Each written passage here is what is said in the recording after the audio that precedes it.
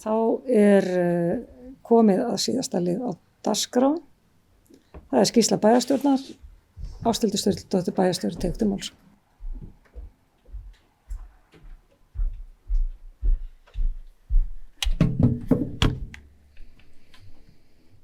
Forseti, ágætu bæjarfulltrúar, ég skal vera alveg örsnögg að þessu.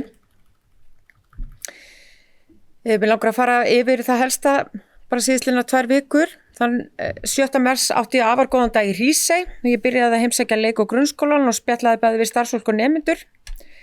Og þar eins og annars staðar í okkar sveitarfélagi unnið alveg frábært starf í skólanum og virkilega góður andi meðal bæði barna og starfsfólks. Frá skólanum fór ég yfir í Hlein þar sem Akureyrarbær með sína skrifstofu og fundarherbyggi og þar einnig mötuneytið okkar fyrir skólan. Ég átti líka góðan fund með hverfisráðinu þar sem farið var yfir ýmis mál og eftir hádegi var svo gengið bæinn í fylgd Ásrúnar Ýrar Gestsdóttur sem starfsmaður sveitarfélagsins úti í Eyju og hún hjálpaði okkur líka til við skipulagninguna. Við komum við í áhaldásinu hjá slökkviliðinu, björgunarsveitinu og hjá smíðafyrirtækinu Eyjasmíði. Og í húsi Hákarlajörundar þá fundaði ég með aðilum og ferðamálafélagi Hríseyjar og hitti skipstjóra Hríseyjarferjunnar. Það má ekki gleyma innleiti Hríseyjarbúðina sem ákveðin miðpunktur í Eyjunni, enda þar veitt persónuleg og fjölbreytt þjónusta. Nú ég endaði svo á því að hafa opnað skrifstofu í Hlein, þar sem þeim sem eitthvað lá að hjarta komu og áttu við með samtal og það var bara allnokkur hópur og urðu við að svona haska doldið í því til þess að ná ferjunni tilbaka.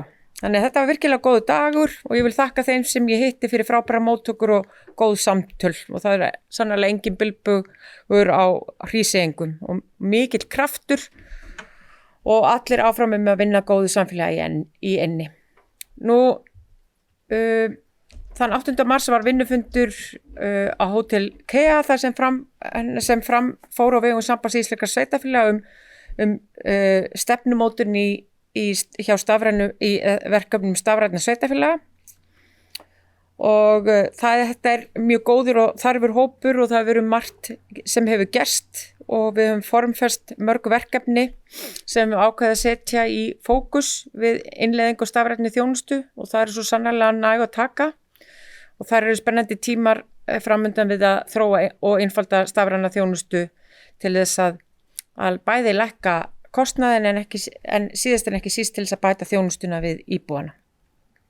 Nú fyrir hluta síðustu viku var stjórnar aðalfundur flokkunar og ég tók á móti fulltrúum 2 fyrirtækja frá TTK og verkfræðistofunni Eflu og ekki má gleyma nemendum frá Menntaskólanum á Akureyri sem kom í starfskynningu í Ráðhúsið og síðan var landsþing Sambands íslenskra sveitarfélaga síðastliðinn 50 sem hér hefur verið rætt meðal annars og aðalfundur Lánasjóðs sveitarfélaga og í gær var kynningarfundur drög að eigendastefnu Akureyrarbæjar og í morgun heimsótti ég bæði Sundlaug Akureyrar og íþróttahöllina og þetta eru náttúrulega okkar helstu íþróttamannvirki sem eru bæði sótt á íþróttafólki og almenningi og en ekki síst ferðafólki og framundan að klára heimsóknir til stofnana og eiga samtöl við stjórnendur og starfsfólk. Nú í hádeginu áttu við bæjarfulltrúi Elma góðan fund með Alzheimer samtökunum og það sem var verið að ræða ýmis úrræði fyrir Alzheimers veika. En ég læt þetta duga. Takk. Bæjarstjóri Ásthildur Sturludóttir lokið máli sínu.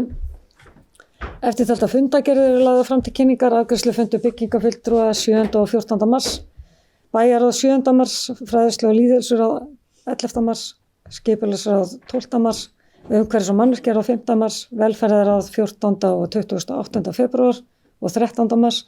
Hægt að nálgast alla þessar fundargerðir á heimasíðu bæjarins. Ég þakka fyrir góðan fund og slít honum hérna korter í 7.